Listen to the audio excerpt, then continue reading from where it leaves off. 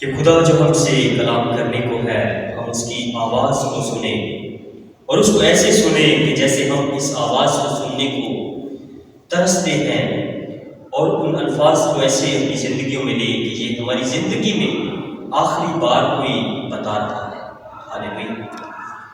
ہم دعا میں اپنے سر کو جھکا قدوس مہربان زندہ آسمانی باپ شکر کرتے ہیں ان خوبصورت لمحات کے لیے جو تم نے ہماری زندگی میں بخشے، اور تیرے الہی کلام کے لیے عطا دل کی گہرائیوں سے تیرا شکر کرتے ہیں کہ تم نے اپنا زندگی بخش کلام ہمیں بخشا اور ہمیں حکمت اور دانائی اور سمجھ بخش کہ ہم تیرے کلام کو تیرے پاک روح کی ہدایت سے سمجھ سکیں۔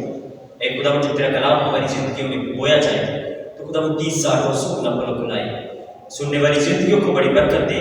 خدا اپنے آپ کو تیرے ہاتھوں میں دیتا ہوں، تیرے پاک روح کی ہدایت سے خدا میں بولوں، اور جو کچھ میں بولوں ایک زندگیوں کے دلوں میں خدا میں چھپ جائے، ان کے ذہنوں پہ نقش ہو جائے اور ان کی زندگیوں میں چوٹ کرے۔ خدا جو کوئی شیطان نے ان کی زندگیوں میں پہاڑ بنائے ہیں، یسوع مسیح کے نام میں اس کلام کے ذریعے سے وہ پہاڑ ٹوٹ جائے، چکنا چور ہو جائے، اور خدا تو انہیں اپنا پیار کرنے والا دل عطا فرما۔ خدا وہ جوش، وہ جذبہ جو ہمارے اندر تیرے لیے ہونا چاہیے آج وہ اجاگر ہو جائے۔ یسوع مسیح کے جلالی نام میں مانگتے ہیں، آمین۔ خدا کے کلام میں سے جو زندگی بخش کلام اس نے ہمیں بخشا ہے، ہم اپنی ہدایت اور رہنمائی کے لیے پڑھیں گے مقدس پولس رسول کا افسیوں کے نام خط، اس کا 5واں باب، اس کی 15ویں آیت مقدسہ سے 17ویں آیت مقدسہ تک ہم اپنی ہدایت اور رہنمائی کے لیے تلاوت کریں گے۔ کلام اقدس میں ارشاد ہے، بس غور سے دیکھو کہ کیسے چلتے ہو، نادانوں کی طرح نہیں بلکہ داناؤں کی مانند چلو، اور وقت کو غنیمت جانو کیونکہ دن برے ہیں۔ اس سبب سے نادان نہ بنو بلکہ خدا کی مرضی کو سمجھو کہ کیا ہے۔ کلام الہی کا پڑھا، سنا، سمجھا اور قبول کیا جانا ہم سب کے لیے باعث برکت ہو، آمین۔ میرے پیارو، مقدس پولس رسول ایک ایسا خدا کا خادم، ایک ایسا خدا کا سورما جو کہ پہلے خدا ان کے لوگوں کو تنگ کرتا تھا، ان کو قتل کرتا تھا، ان کو مارتا تھا، اسی کو خدا نے اپنے کلام کی منادی کے لیے، اپنے لوگوں کو رہنمائی کے لیے بھیج دیا۔ اکثر ایسا ہوتا ہے کہ کوئی انسان اگر غلط ہے تو اس کا غلط تاثر لوگوں کے دل میں، ذہن میں بیٹھ جاتا ہے۔ وہ اگر ایک وقت میں برا ہے تو دوسرے وقت میں خدا اسے چھو لیتا ہے، تو وہ خدا کے کلام کی منادی کرنے کے لیے اگر نکلتا ہے تو لوگ جو اس کو جانتے ہیں اس کو تانے دیتے ہیں، اس کی بات پہ یقین نہیں کرتے۔ تو میرے عزیزوں، مقدس پولس رسول سب سے پہلے ہم جس نبی کو، جس خدا کے خادم کو، جس پیغمبر کو سنتے یا پڑھتے ہیں اس کو ہمیں جاننا بہت ضروری ہے۔ اب مقدس پولس رسول کو ہم جانتے ہیں کہ وہ پہلے خدا کے لوگوں کا بہت بڑا دشمن تھا، ان کو قتل و غارت کرتا تھا۔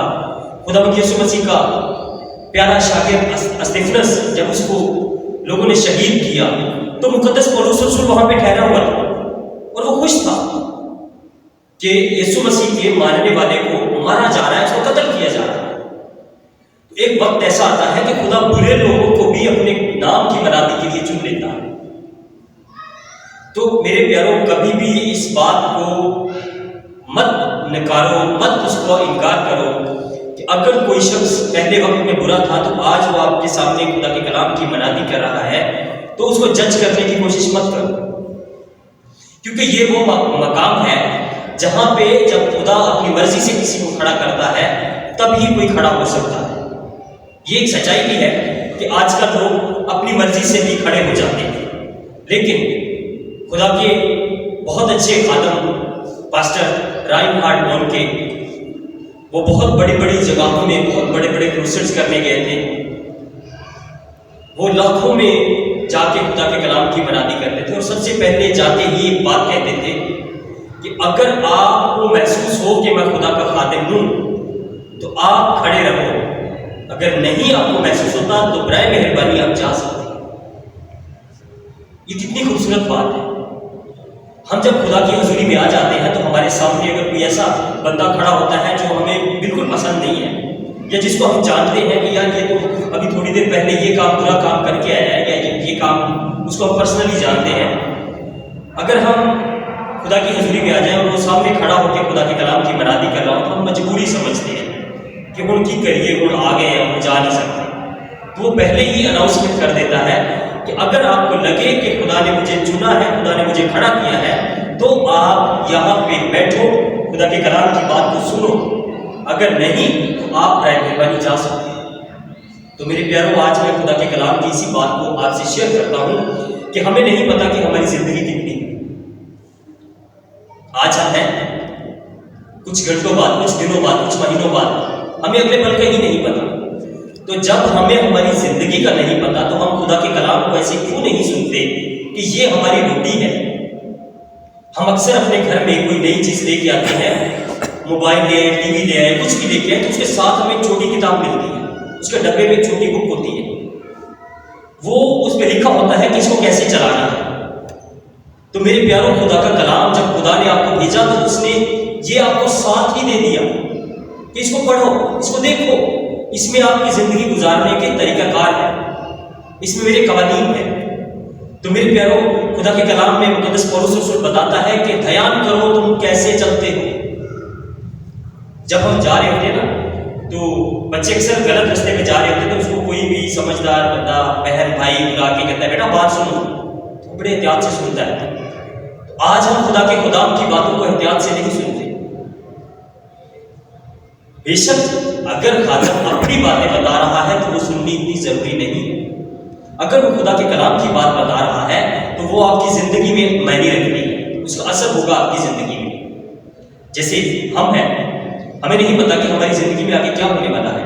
آج ہمیں یہ چیتاونی دی جا رہی ہے، آج ہمیں آگاہی دی جا رہی ہے کہ دھیان کرو کیسے چلتے ہو۔ پیچھے جو ہو گیا، خداوند یسوع مسیح کے نام میں جب ہمارے گناہ معاف ہو جاتے ہیں تو پچھلے گناہوں کو کبھی یاد نہیں کیا جاتا۔ خدا کا کلام ایسا بتاتا ہے۔ آج اگر ہم زندہ ہیں، اس کی حضوری میں بیٹھے ہیں، تو آج ہی ہم اپنا آپ اس کو دے سکتے ہیں، کیونکہ زندہ ہے۔ جب ہم مر جاتے ہیں تو تب ہم بالکل بھی اپنا آپ خدا کو نہیں دے سکتے، کیونکہ ہمارے پاس کچھ بھی ایسا نہیں ہوتا کہ ہم، کیونکہ جب ایک غریب لازر کا جو باس تھا وہ جب مر گیا تھا تو اس نے کہا تھا کہ خدا مجھے بھیج کے میں اپنے بھائیوں کو بتا کے آؤں کہ خدا کی باتوں کو سنو، اس کے احکام کو مانو۔ تو خدا نے جواب دیا تھا کہ دنیا میں بہت لوگ ہیں جو بتا سکتے ہیں، اگر وہ ان کی نہیں سنتے تو تو یہاں سے مردوں میں سے جائے گا تو تیری بھی نہیں سنے گا۔ میرے پیاروں، آج آپ خدا کی حضوری میں بیٹھے ہیں، آج ہمارے پاس خوبصورت وقت ہے۔ ہم خدا کے کلام کے ساتھ جب چلتے ہیں تو ہم دلیر ہوتے ہیں، ہمیں موت سے بھی ڈر نہیں لگتا۔ تو آج آپ کے پاس، میرے پاس، ہمارے پاس وقت ہے، ہم خدا کو جانیں کہ وہ کیا چاہتا ہے، وہ ہم سے کیسی زندگی چاہتا ہے۔ خدا کا کلام بتا رہا ہے دن برے ہیں، وقت کو غنیمت جانو کیونکہ دن برے ہیں۔ برے دن کیسے ہوتے ہیں؟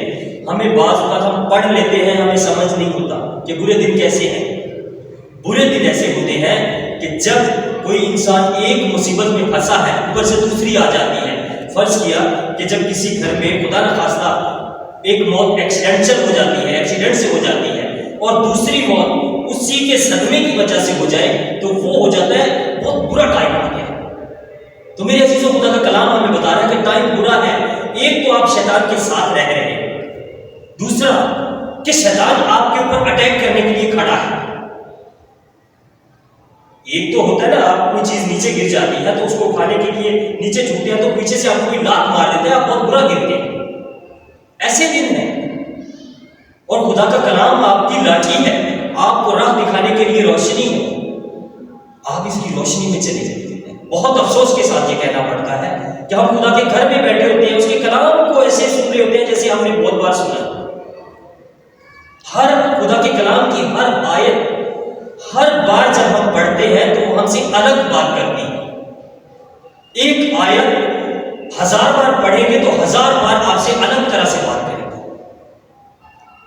آج آپ کے پاس میرے پاس وقت ہے، خدا نے ہمیں زندگی دی ہے، جتنی بھی زندگی ہے مجھے نہیں پتا کہ میں نے جوانی میں چلے جانا ہے، بڑھاپے میں چلے جانا ہے، یہ خدا کو پتا ہے، لیکن اس نے مجھے یہ بتایا ہے کہ تم نے میرے کلام کے مطابق زندگی گزارنی۔ اگر ہم خدا کے ساتھ وفادار ہیں تو مقدس استفنس کی طرح بہت خوبصورت، اس کو لوگ پتھر مار رہے تھے، زخمی تھا وہ، تو وہ اس کے چہرے پہ اسمائل کی اور وہ کہہ رہا تھا خداوند یسوع میری روح کو قبول کر۔ کیا ہم ایسا کہہ سکتے